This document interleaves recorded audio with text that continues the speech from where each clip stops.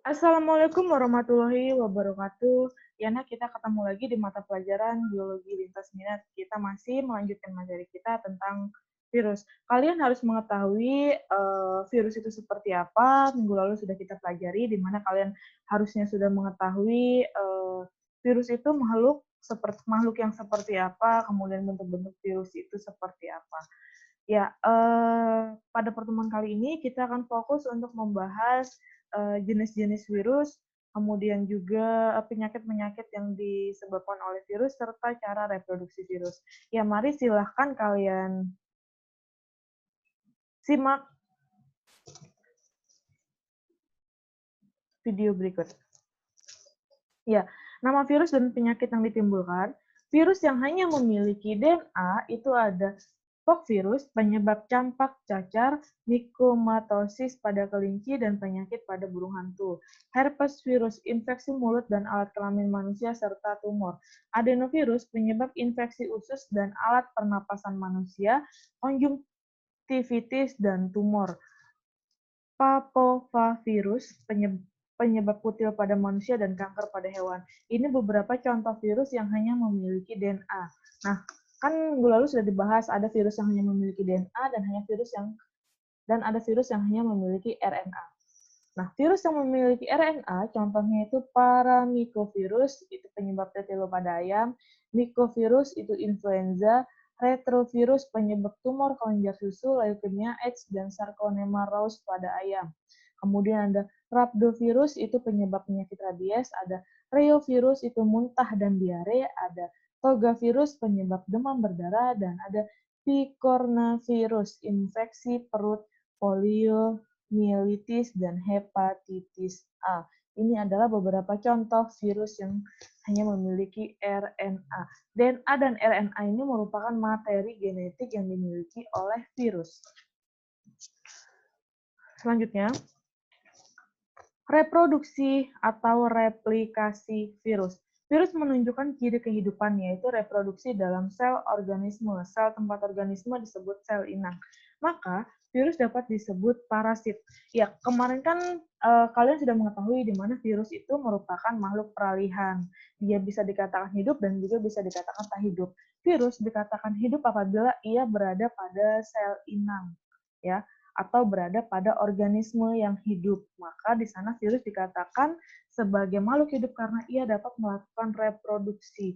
Sedangkan virus dikatakan sebagai makhluk tak hidup adalah ketika virus berada di udara ataupun berada pada benda-benda tertentu, di mana virus tidak dapat melakukan reproduksi. Kenapa sih reproduksi menjadi patokan? Karena reproduksi merupakan salah satu ciri-ciri dari makhluk hidup.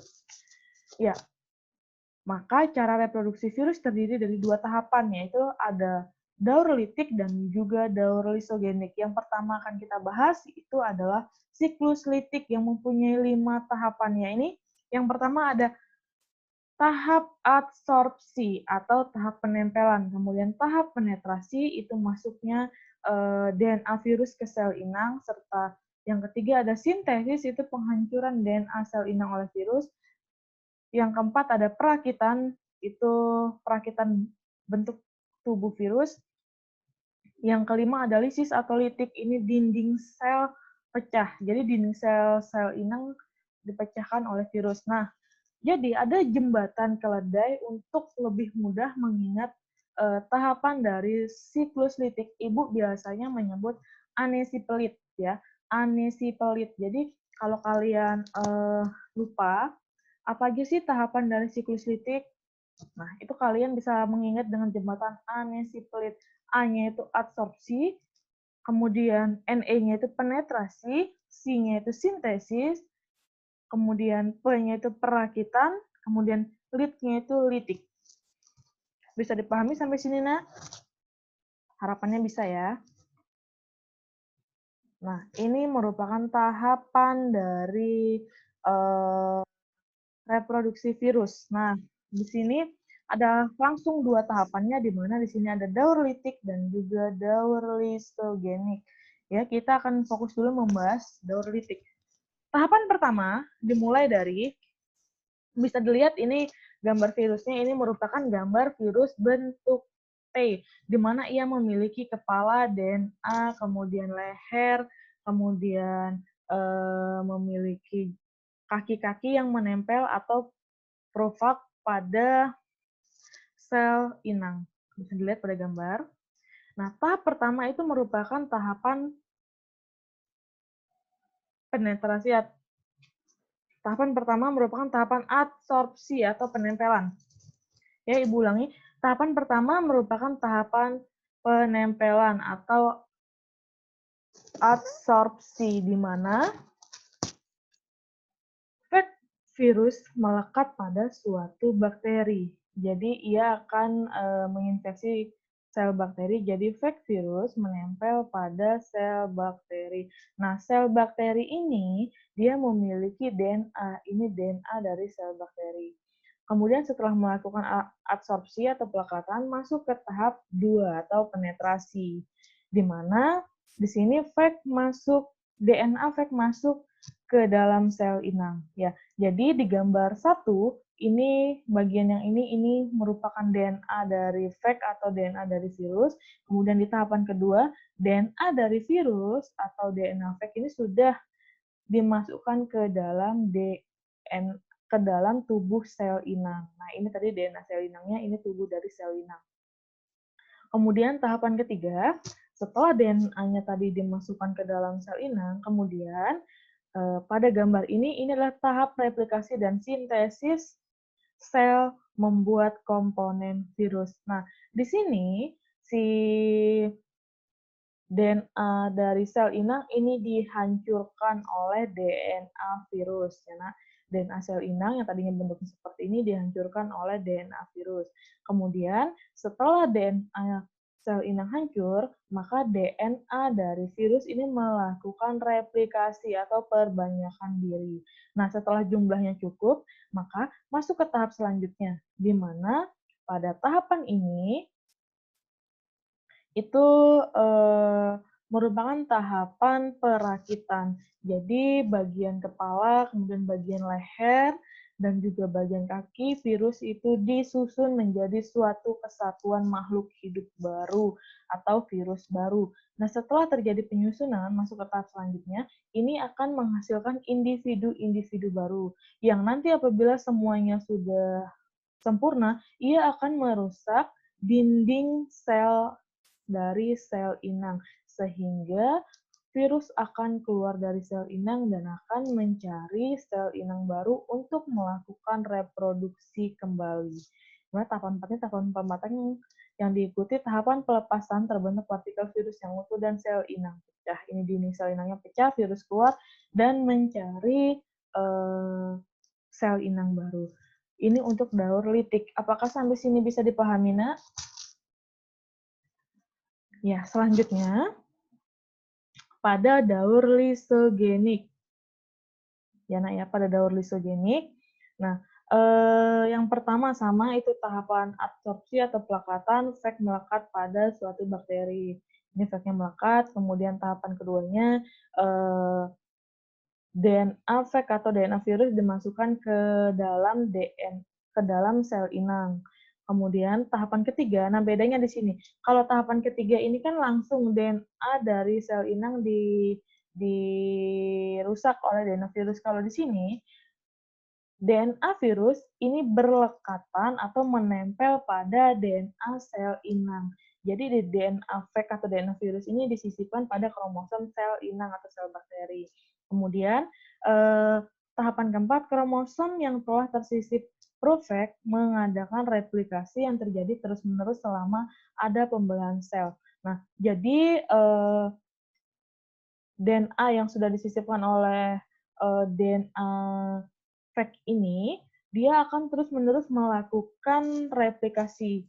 Jadi apabila sel ini membelah dari 2 sel menjadi 4 sel, maka 4-4-nya juga mengandung bakteri.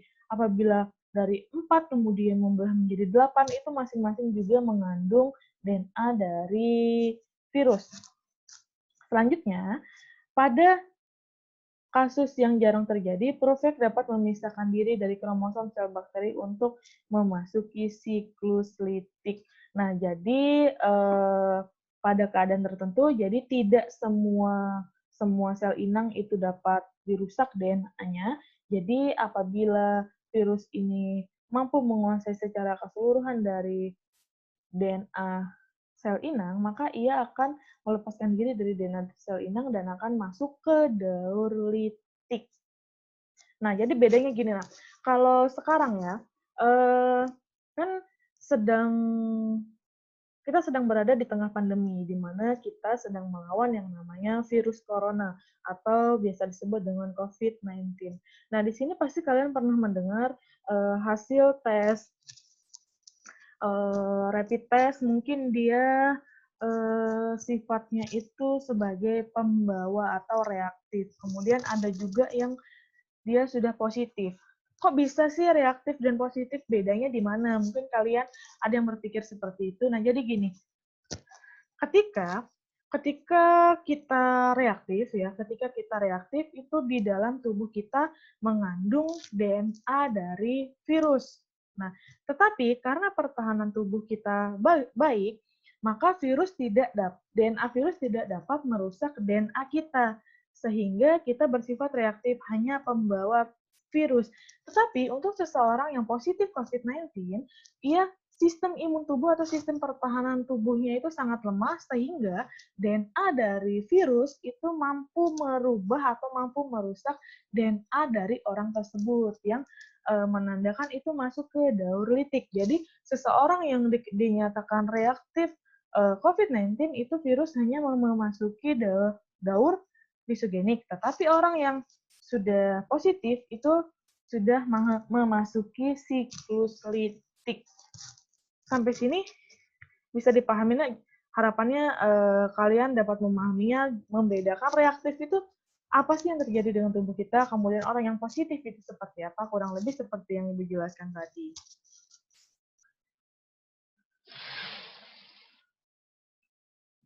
Nah, selanjutnya, siklus ini diberi nama siklus lisogenik, ya. Karena sel inang pada tahap akhir siklus tidak mengalami kerusakan atau kematian. Ya berbeda dengan daur litik, kalau daur litik DNA dari sel inangnya itu mati karena dirusak oleh DNA virus. Pada lisogenik tidak sampai dirusak.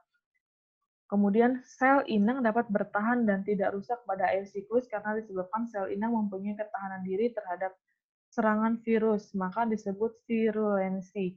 Pada siklus lisogenik, mempunyai 4 tahapan, itu absorpsi penempelan, penetrasi penyuntikan, dan penggabungan, karena pada fase ini DNA menyisip ke DNA bakteri, sehingga DNA bakteri mengandung materi genetik virus. DNA virus yang telah menyisip pada DNA bakteri tidak dapat aktif untuk mengambil alih kendali metabolisme dari DNA bakteri, karena bakteri mempunyai virulensi. DNA virus yang menempel pada DNA bakteri dan tidak aktif disebut profag. Jadi DNA dari virus ini tidak mampu merusak DNA dari sel inang atau pada contoh tadi DNA bakteri karena pertahanan tubuh yang baik yang dimiliki oleh sel bakteri. Selanjutnya, pembelahan. Pada fase ini, profag akan berada di dalam tubuh bakteri selama bakteri masih mempunyai virulensi. Ketika sel bakteri mengalami pembelahan, DNA virus juga ikut terkopi, sehingga terbentuklah 2 sel bakteri yang masing-masing mengandung profag. Pembelahan sel bakteri dapat berulang-ulang dalam beberapa generasi, dan profagnya juga akan terbagi dalam beberapa generasi. Dan profagnya juga akan terbagi dalam beberapa generasi. Nah, jadi Ibu ambil contoh orang yang reaktif positif COVID. Jadi meskipun dia tidak positif, tapi sifatnya reaktif, di dalam tubuhnya itu memiliki dari DNA virus. Nah, apabila ia bersin, nah bersin dari orang yang reaktif itu pun sudah mengandung DNA dari virus. Apabila kita terinfeksi oleh virus yang dibawa oleh seseorang yang bersifat reaktif, kemudian pertahanan tubuh kita buruk, maka kita dapat positif COVID-19. Sehingga kita perlu untuk menjaga sistem pertahanan tubuh.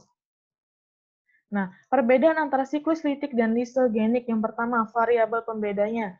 Kondisi awal, bakteri sel inang, siklus litik itu non-virulen, jadi tidak memiliki pertahanan tubuh, lisogenik memiliki pertahanan tubuh. 5 tahapan yaitu absorpsi, penetrasi, sintesis, pematangan, dan lisis. Kemudian pada lisogenik ada 4 tahapan, ada absorpsi, penetrasi, penggabungan, dan pembelahan. Yang ketiga ada kelanjutan siklus. Pada siklus litik terhenti karena sel inangnya rusak atau mengalami lisis. Sedangkan pada lisogenik dapat dilanjutkan dengan siklus litik jika virulensi bakteri hilang.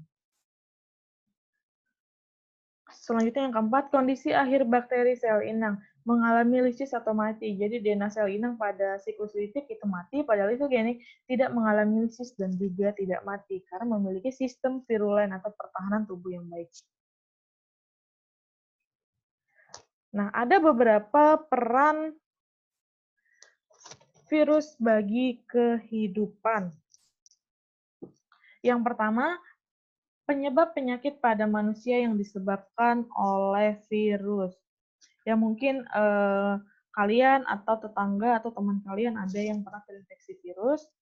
Salah satunya influenza atau flu, ini biasanya terjadi pada saat musim hujan, di mana virus influenza menyerang saluran pernafasan. Gejala penyakitnya antara lain batuk, pilek, dan juga pening atau sakit kepala. Kemudian yang kedua itu ada cacar, disebabkan oleh virus herpes virus varicella. Dan juga campak disebabkan oleh virus paramyxovirus, gejalanya seperti demam tinggi, batuk, dan rasa nyeri di seluruh tubuh. Selanjutnya ada hepatitis atau pembengkakan hati. Ada 3 macam virus hepatitis, yakni hepatitis A, B, dan C. Non-A dan non-B. Jadi yang C ini non-A dan non-B. Yang paling berbahaya adalah virus B. Gejalanya demam, mual, dan muntah, serta muncul gejala penyakit kuning. Nah, untuk penyakit yang disebabkan oleh virus, ini kebanyakan menular atau sifatnya menular sehingga kita perlu melakukan beberapa hal supaya kita terhindar dari penyakit-penyakit yang disebabkan oleh virus.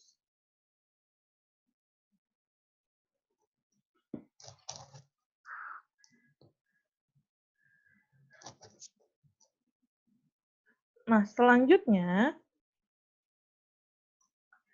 itu ada yang namanya